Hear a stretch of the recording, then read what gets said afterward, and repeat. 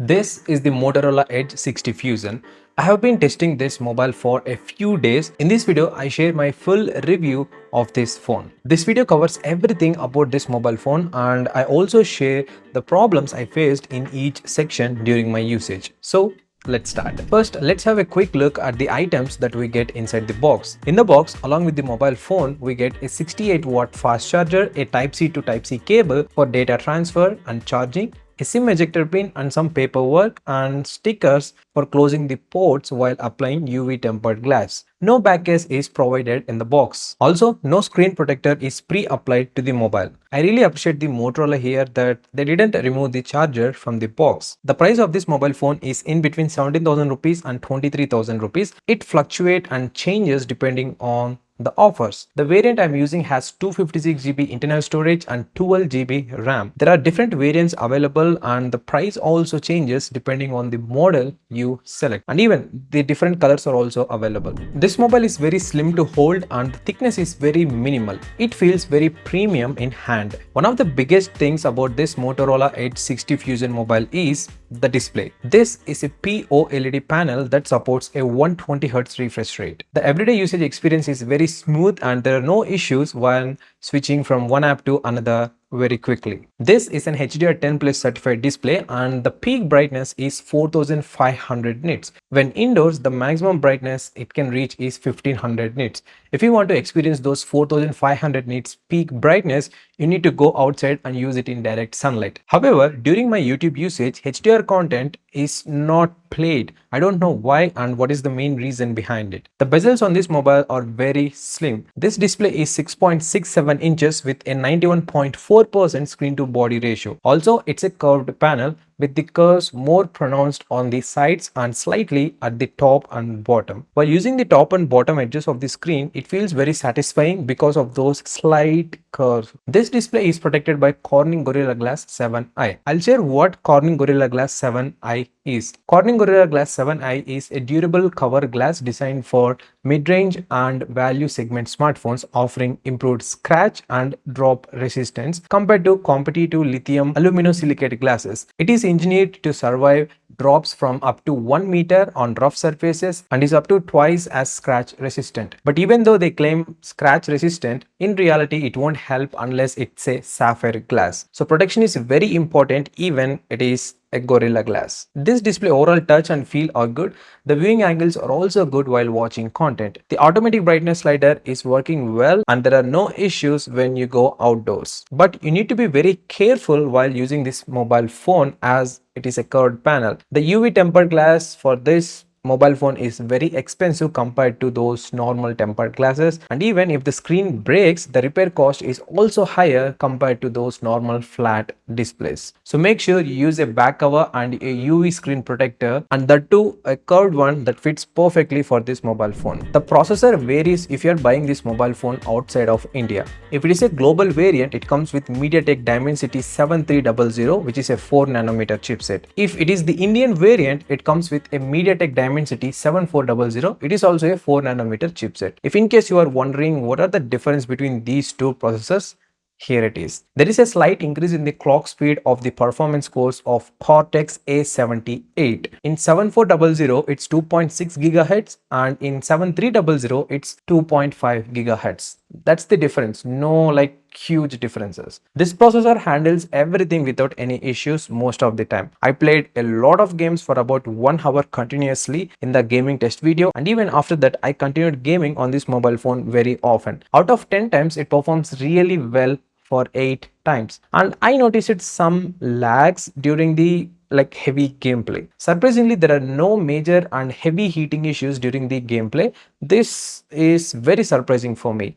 This mobile phone is very comfortable to hold for longer periods of gaming. Also, the battery drain is not too much. In my experience, almost all mobile phones get hot if you use the cameras, especially while recording videos. But I observed that this mobile phone doesn't heat up that much. Yes, it gets a little bit warm, I noticed, but it's not very hot. In short, the processor handles anything 98% of the times without any issues. One of the strongest buying features of this mobile phone is its cameras. Using these cameras, you can record videos at a maximum of 4K 30 FPS. During the day, under good lighting conditions, the photos are crisp and clear with a lot of detail. The 4K 60 FPS option is not available, but if it were available, it would be a huge advantage for a mobile phone in this price range. I won't go into much detail about the cameras because I already uploaded a video about them, so you can check that for more detailed information. These cameras performs well in good light conditions, but in low light or nighttime conditions they struggle,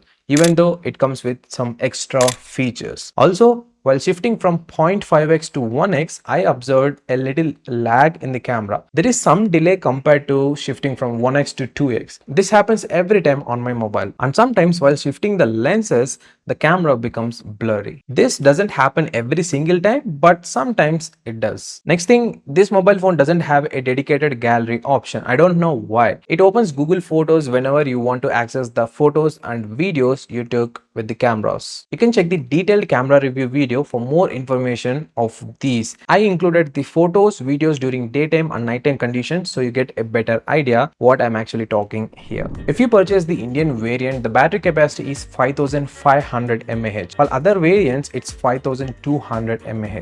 Talking about the battery backup, it's really good. You will get one full day if you are an average user. If you use mobile phone like in different environments with multiple apps, then you will get close to 1 day. In short, I can say that this is a one-day mobile phone. If you are a very light user, you can get more than 1 day as well. I checked the battery drain overnight. It dropped 2 to 5% depending on the background apps, and I turned off the internet during this testing. The screen on time that we get on this mobile phone is also very good. I'm getting in between 5 to 7 hours depending on my usage pattern. If in case I use very heavily, I'm crossing 5 hour mark. If in case I'm using very like normal to above normal, I'm close to 6 to 7 hours mark. If you ask me, the battery is not a big problem on this mobile phone. In fact, it's really good compared to older Motorola mobile phones. This Motorola Edge 60 Fusion comes with Android 15 out of the box. According to Motorola, this mobile is supported for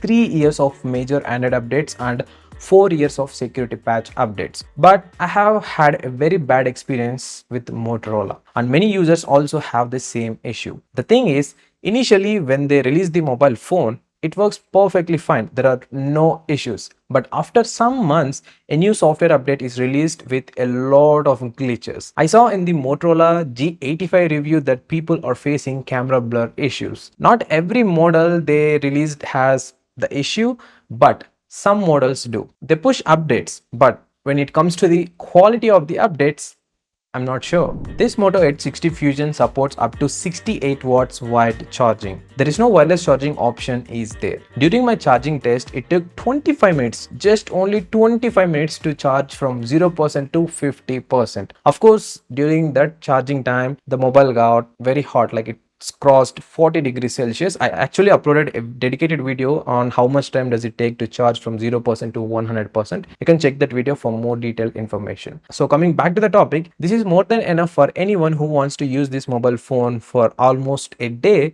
with normal use. The charging time and the speed are not a big problem for this mobile phone. In fact, they are good compared to other phones in this price range, which is like very strong point for this mobile to buy. These are some extra features that are available on the Motorola Edge 60 Fusion. Number 1, it comes with an under-display fingerprint sensor. Number 2, it has stereo speakers with Dolby Atmos support. Number 3, there is a micro SD card slot to expand the storage. Number 4, it has IP68 and IP69 ratings. Number 5, it comes with an Eco leather bag which feels premium in hand without a back cover, and it is better than glass. But there is no 3.5 headphone jack and no wireless charging either. So finally, for whom is this mobile intended? And it's a good purchase at this price. The straight answer is this mobile definitely makes it into the top 5 list in the under 16,000 rupees to 23,000 rupees price bracket. Yes, there are some compromises that won't affect most of the users. This mobile has a better display, better battery, better